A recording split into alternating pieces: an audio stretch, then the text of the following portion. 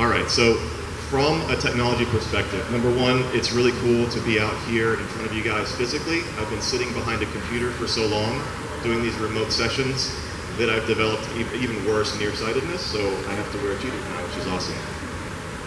So a couple stats. Let's talk about spending. And when I talk about spending from a cybersecurity standpoint, I'm talking about protecting your organization. From a global standpoint, we're dealing with right around $150 billion that we're going to spend in the next year. As far as losses, which is also a spend for that matter, we're dealing in the trillions all the way through 2025. So the threats continue to increase. We saw organizations that run critical infrastructure for us fall because of things called ransomware, which ultimately zero back into someone attempting to get into your organization to steal things. First and foremost, they're looking to steal usernames and passwords, right? So you guys have probably heard terms like phishing or spear phishing, malware, antivirus. I'm not going to talk about any of those unless you'd like to. They should be table stakes, right? Which means if you have a computer and you run a business, the valid antivirus, valid malware protection is needed. Those definitions also have to be up to date, which is difficult. Who here in your organization leverages antivirus, anti-malware on every single workstation, and you can say without a doubt that all of those are up to date? Okay, Rob doesn't count. What about us? Okay, how about usernames and passwords, right? Everybody have a nice password policy, right? When you reset it after 30 days, you got to make sure it's got uppercase, lowercase, characters, the whole 9 yards. Okay. How many of your organizations actually leverage single sign-on, which means you have one password, one username for all of your applications that you run? Who here's remembering lots of different usernames and passwords? Yeah. Anybody want to jump into the conversation real quick with me? And you have to have an iPhone, but anybody have an iPhone available? All right, let's go. So hop into settings, jump into passwords, which is a little ways down. And once you get inside of passwords, which is going to try to go ahead and authenticate you probably with Face ID or whatnot, there's a little alert about mid-range down, which basically says, hey, here's a warning. Some of these passwords are leveraged in known exploits. All right, that's important. What that means is the manufacturer of your phone, be it Android or Apple, goes ahead and looks through the deep web, the dark web, and finds exploited usernames and passwords. So I would take a pretty big recommendation here is to look at what it reports, dig into those, and reset those passwords, right? Everybody likes a complex password. Everybody hates having to reset it after 30 days, right? Can't stand it. So now I have to remember another. The unfortunate thing is, it's not enough. It's not enough to just reset usernames and passwords. You have to protect it with additional layers of security, right? If we have iPhones and Android phones, there's biometrics. It's going to look at your face, right? You try to hold it up to somebody else's face, it's not going to work. That's one layer, right? So that's the multi-factor authentication, which means give me your username and your password. I know you're a customer of mine, or I know you should have access to this software. And the next layer is to validate that, which is why multi-factor authentication or two-factor authentication is important, because those typically reside on a device that only you have access to, right? It's on your smartphone. You can feel, I hope that everyone that's employing that type of technology feels comfortable, because it's about as good as we can do with usernames and passwords nowadays. Anything that you log into on the web, I don't care what it is, if it's your bank, if it's your healthcare, drill into that profile after you've logged in, jump into security, and I promise you, a very high percentage of those applications will have the ability to turn on two-factor, multi-factor authentication. Take advantage of that. If you don't, that username and password is what ends up on the dark web, so that people can steal it. So enough about that. That's the first and foremost recommendation from this. Yes, sir. Are you referring to the VPN? What's that? Are you referring to the VPN? I am not. This is just usernames and passwords for the time being. we'll talk about VPNs and remote access here in a second, but I just wanted to leave that little bit of information. If you have any questions or concerns about bringing all of your usernames and passwords for your business into a single sign-on, we can easily talk through that and help you out. Okay? So if I have 108 recommendations, that's a problem? It might be a problem. So 108, yeah. Okay. It just means that of the passwords that your phone has stored for you, somebody else probably knows the username and password. Is it somebody that's zeroing in on you to try to attack you, Nancy? I don't think so. But if someone were attempting it, they run through thousands and thousands of usernames and passwords and hit them at the same time and try to allow you to okay, I'm calling Dom. Yeah. Okay, if anyone has a question, though, please put up your hand and I'll bring the microphone over to you. Okay. All right, so office technology, right? We have computers. Everybody have computers in their office space, right? Yeah. Next up, you have applications. Everybody use line of business applications, right? You have your CRMs, your ERPs, your EMRs if you're in the medical field. There's lots of different platforms that we use that we are absolutely tethered to make sure we can do our business, right? Office 365, Google G Suite, those are all different platforms.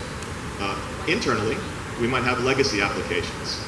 Those are the ones that you can only get to when you physically walk into the building. Or from your ask earlier, if you have a VPN, you can get to it from the outside world. And I can talk about the pros and cons of that in a bit here. Outside of applications, we have infrastructure. So these are typically servers that sit in a closet somewhere that allow you to get on the network. They keep track of things like authentication. They keep track of things like software updates. Might give you a place to drop your files so that another member of your team can go and grab it. Every bit of those things, right, from an application standpoint, from a computer standpoint, and from infrastructure, all of those pieces of equipment need to have ongoing maintenance and ongoing updates to keep you safe, right? Once someone gets in, we start seeing things that occur, like we saw with the pipeline. Everybody remember that recently?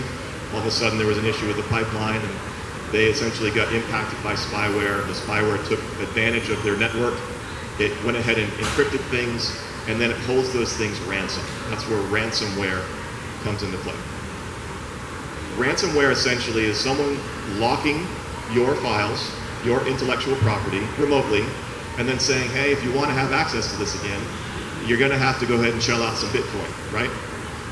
I'm not going to go into Bitcoin because I promise you that a lot of folks here are not going to know how to even procure Bitcoin to pay. The pipeline paid something like 75 Bitcoin, which is equal to about $5 million at the time of exploit, right? The good news is that entire organization, though private, was backed by the US government, so they had the FBI and everybody else behind them. Once the transaction was made, there are tools in the cybersecurity world that allow them to track the IDs that those coins, those Bitcoins, were sent to. So those coins were essentially tracked and they were able to get back the majority of that money that they paid out, which is great. But I promise you, the florists, the groundskeepers, the small medical offices, dentists, they don't have the backing of the FBI to get their money back if something happens, right?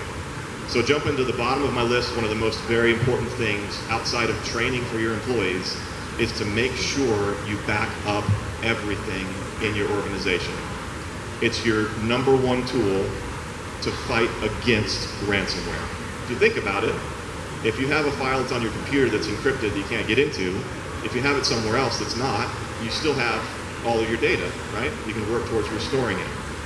The trouble with ransomware is, in most cases, organizations like the pipeline did not have backups of any of their stuff.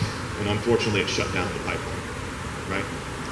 So jumping into those areas, right? #1, backup. We can talk through things like firewalls, software security, and others. But I want to kind of pause there because this is, again, boring, right? This is all the cybersecurity stuff. I'm going to jump into some of these, some additional statistics, right? I want to say it again, $150 billion of proactive global spending to protect yourself, right? That doesn't include all of the losses and money paid out to get it back. So I'm not here to scare you. I'm here to, #1, just pass information along And when someone starts talking about your password having to be reset, on a 30-day basis, multi-factor authentication, all the things that take you away from doing your work, I would like you to look at whoever's asking you to do that and thank them, because at the end of the day, if you're a business owner, it's on your shoulders. 75% of the enterprise global operations, the primary fault is going to fall on the CEO, right? Nobody else. CEO is in charge, the business owner is in charge of making sure that they're safe from an intellectual property standpoint, from a revenue standpoint. Everybody loves making money, and we're just coming out of a year where I think probably a significant amount of you did not make as much money as the year before, right? So the last thing you want is some nerd sitting up here like me saying, spend more money on things. But I promise you, at the end of the day, if you ever find yourself in a peril, you're gonna thank whoever ultimately said that to you. I've been involved with lots of my customers and my customers' customers to make sure that we don't have something like this happen. Phishing of email is probably the easiest way in. Secure your email. It's the easiest one to do, right? There's wizards to do it on just about every single email delivery platform today, okay? That's where they typically go ahead and get in, right, from a bad actor perspective.